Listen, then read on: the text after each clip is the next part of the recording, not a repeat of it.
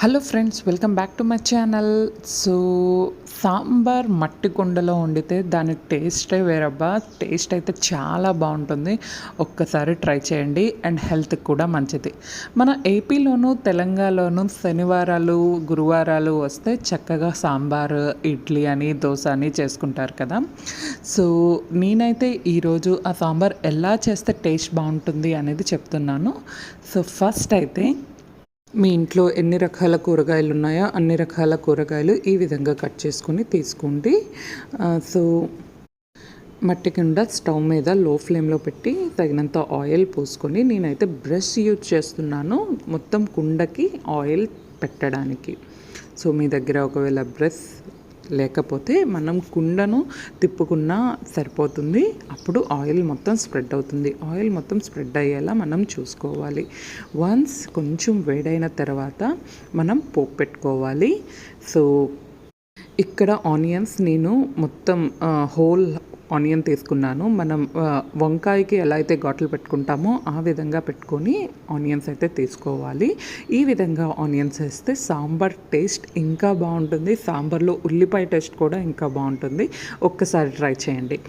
ఇదైన తర్వాత మన దగ్గర ఏవేవైతే కూరగాయలు ఉన్నాయో ఆ కూరగాయలు అన్నీ ఆల్మోస్ట్ 10 పీసెస్ అయినట్టు చేసుకొని అన్ని పీసెస్ను వేసుకోవాలి. మరీ ఎక్కువగా వేసుకోకూడదు.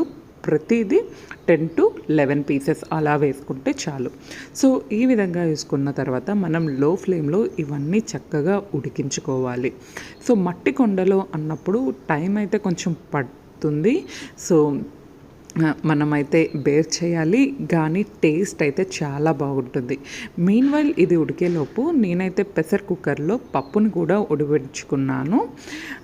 మరి పప్పు కూడా మట్టి కొండలో అనేటప్పటికి చాలా టైం పడుతుంది కాబట్టి నేనైతే పప్పుని ప్రెషర్ కుక్కర్లోనే తీసుకున్నాను. తర్వాత తగినంత ఉప్పు, పసుపు, కారం వేసుకొని చక్కగా ఉడికించిన తర్వాత ఏదైతే చింతపండు రసాన్ని మనం వీడియోలో చూపించే విధంగా వేసుకోవాలి. సో చింతపండు ఆల్మోస్ట్ నిమ్మకాయ సైజ్ అంతా తీసుకుని మనం వాటర్లో ఆల్మోస్ట్ 10 to 15 మినిట్స్ పెట్టుకుంటే సరిపోతుంది. సో చూసారా, పప్పు అయితే చక్కగా స్మాష్ అయిన పప్పును మనం వేసుకోవాలి.